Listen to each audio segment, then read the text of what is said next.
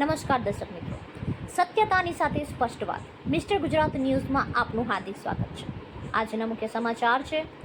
રાજકોટ જિલ્લાના ઉપલેટામાં થોડા દિવસ પહેલા પકડાયેલ ડુપ્લિકેટ બિયારણ। ઉપલેટામાં જંતુનાશક દવા અને બિયારણના ખાનગી પેઢી વિક્રેતાને ત્યાંથી રાજકોટ એસઓજી બ્રાન્ચે ઝડપી પાડ્યું હતું ડુપ્લિકેટ બિયારણનો જથ્થો। ડુપ્લિકેટ બિયારણ જથ્થો ઝડપાયા બાદ ખેતીવાડીનું ખાતું હરકતમાં। જિલ્લા ખેતીવાડી અધિકારીની ટીમ દ્વારા ધોરાજીમાં બિયારણના વિક્રેતાઓને ત્યાં હાથ ધરાઈ તપાસ।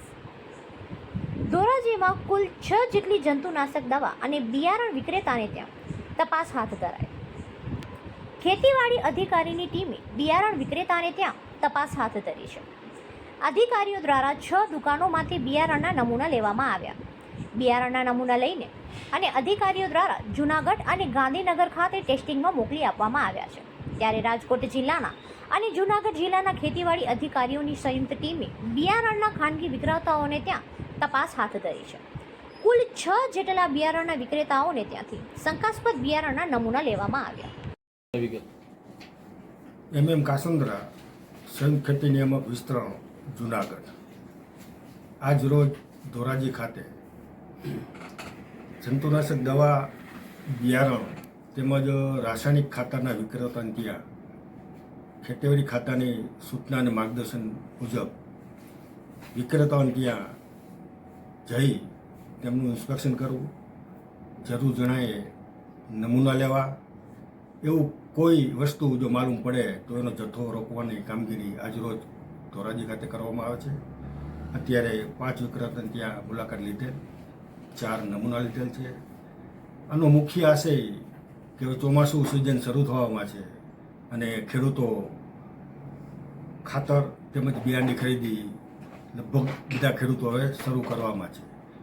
ખેડૂતોને ગુણવત્તાયુક્ત બિયારણ, રાસાયણિક ખાતર અને જંતુનાશક દવા મળી રહે એ આશયથી આ સ્કોડની રચના થયેલ છે।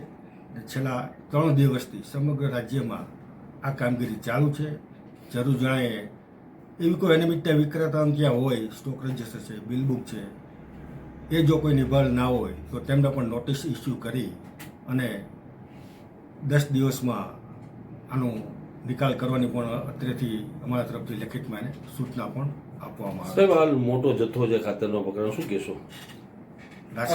અગાઉ પણ અનેક જગ્યાએ ખાતર અને બિયારણ ડુપ્લિકેટ પકડાયું છે। ધોરાજીમાં એવું કોઈ શંકાસ્પદ વસ્તુ મળી ખરી? ધોરાજીમાં અત્યારે અમે 5 વિક્રેતાની ત્યાં મુલાકાત લીધેલી, એમાં કોઈ શંકાસ્પદ વસ્તુ જોવા મળેલ નથી। અમને એવું લાગ્યું ત્યાં અમે નમૂના સેમ્પલ ખેતીવાડી અધિકારી મારફત લેવડાવેલા છે। સાહેબ, કેટલા સમયની અંદરમાં સેમ્પલના નમૂનાના જવાબ આવશે? સેમ્પલના નમૂના જૂનાગઢ અને ગાંધીનગર લેબોરેટરી ખાતે મોકલવાનો થાય છે। ધારો કે જર્મિનેશન હોય તો જૂનાગઢ હોય, પછી ગ્રોઆઉટ ટેસ્ટ હોય તો ગાંધીનગર હોય, પછી કોઈ એવું સસ્પેક્ટેડ અમને લાગે એવા સેમ્પલ અમે ડ્રો કરી એને પણ અમે ગાંધીનગર મોકલીએ। જર્મિનેશનનું તો લગભગ 15-20 દિવસમાં પરિણામ આવી જાય। ગ્રોઆઉટ ટેસ્ટ એટલે આખા કોઈ પણ વેરાયટીની લાક્ષણિકતા, એના કેરેક્ટર, એટલે એમાં 3 થી 4 મહિના જેવો સમય લાગે અને બાકી જે શંકાસ્પદ છે એનું રિઝલ્ટ પણ ટૂંક સમયમાં આવે છે। શંકાસ્પદ જે જથ્થો લીધો, કઈ દુકાન લીધો?